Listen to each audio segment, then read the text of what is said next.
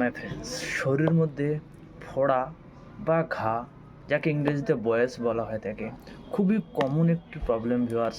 কখনো না কখনো আপনার হয়েছে ভিউয়ার্স। তো এই কন্ডিশনে একটাই হোমিওপ্যাথি মেডিসিন ইউজ করতে পারেন এবং সেটি হচ্ছে হেপার সাল্প। হেপার সাল্প হোমিওপ্যাথিতে ফোড়াকে ঠিক করার জন্য 1 নম্বর মেডিসিন হিসেবে কাজ করে থাকে, যেটা ইনস্ট্যান্ট কাজ করে থাকে বন্ধুরা। এটি নেওয়ার 2 রকম তরিকা আছে। যদি ফোড়া কেবল 2-1 দিনের মধ্যে হয়েছে, ইনপুস হয়নি, প্রচণ্ড তেজ ব্যথা করছে, সামান্য হাত পর্যন্ত দেওয়া যাচ্ছে না, টাচ করা যাচ্ছে না, এতটা তেজ ব্যথা করছে এবং সেখানে পুস হয়নি, সেক্ষেত্রে হেপার সার আপনারা হায়ার পোটেন্সিতে ইউজ করবেন। 1 m 10 m পোটেন্সিতে ইউজ করবেন। 2 ফোঁটা করে দিনে 3 বার, সকাল দুপুর রাত খালি পেটে খাবেন।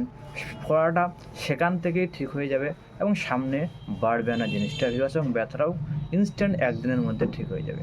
কিন্তু যেখানে পুশ হয়ে গেছে, বা যদি চান ফোড়াটাকে না বসাতে, আগে পুশ হয়ে পুশটা বের করে দিতে চান, পুশ উৎপন্ন করতে চান, পাকাতে চান ফোড়াটা, সেক্ষেত্রে আপনাদের হেপার সাল্প লোয়ার পোটেন্সিতে ইউজ করতে হবে।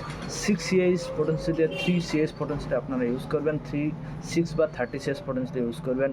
2 ফোঁটা করে সরাসরি মুখের মধ্যে ঘন ঘন রিপিট করবেন, দিনে 4 থেকে 5 বার রিপিট করবেন। 1 দিনের মধ্যে ফোড়াটা পেকে যায় এবং পুষ উৎপন্ন হয়ে যায় এবং ফোড়া পেকে ফেটে পুষ বের হয়ে যায় এবং ব্যথাও ঠিক হয়ে যায়, ফোড়াটাও পার্মানেন্টভাবে ঠিক হয়ে যায়। এই কন্ডিশনে, এই 2 রকম কন্ডিশনে আপনারা এই হেপার সাল্প মেডিসিনটি ব্যবহার করতে পারেন viewers. Thank you so much.